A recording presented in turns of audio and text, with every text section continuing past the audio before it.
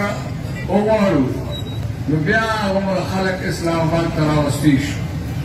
زموږ حوصلې په ځای دي. موږ د دین دپاره، د مذهب د نفاذ دپاره، د قوم چې کوم حقونه دي د هغې د قایمولو لپاره هر قسمه قربانۍ ته تیار یو.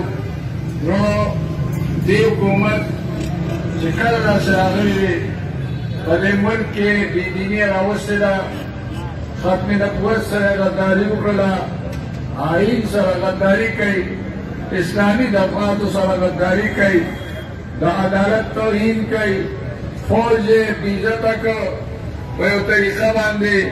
د فوج کوم امیج چې و دې حکومت کې هغه ډېر لاندې وغورځولی شو.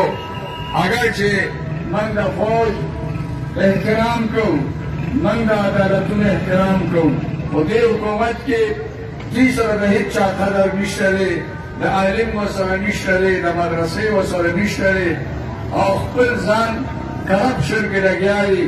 څونه قرضې چې اخلي قوم ته د هغې څه فایده نه حاصلېږي، بلکې قوم پاکستاني قوم ورځ تر ورځه قرضداري کېږي، او ورځ تر ورځه دا ملک چې دا حکومت څونه وروسته پاتې کېږي او ورځ یې ورکوي، نو دا قوم او دا ملک دې لاندې طبقې ته راغورځوي.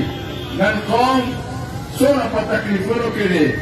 موږ ته یاد دي چې په 2014 کې په کنټینر دی ناست دی، اوس هم دا نیټې ښیي، دا بېلې نه بېځایه راغشتې او وسوځئ د نواز شریف د حکومت خلاف چې موږ سیو نافرماني کوو، موږ به بیرون نه داخلو، نه د بجلی او نه د ګیس. نن قوم دې ته تیار دی.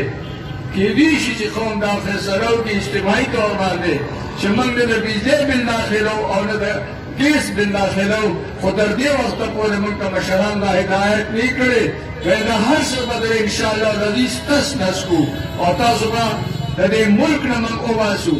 دا قوم دې ته تیار دی چې دا کومه پارټي ده، کوم پی ټي آی پارټي راغلې ده، په دې ملک باندې لادینیت دا مسلط کوي، قادیانیت مسلط کوي، یهودیان مسلط کوي، د هندوان ملګرتیا کوي. د ملک په تباهۍ د دې کار نشته دی. خبرې ډېرې زیاتې دي، خو زه ستاسو بیا شکریه ادا کوم. دا خالص د مذهب کار دی، دا قومي کار دی، دا دیني کار دی، او هر ځای چې جلسې ځان ورته رسوي، الله تعالی خوشحاله او کامیاب ولري، او الله یې دا جلسه کامیاب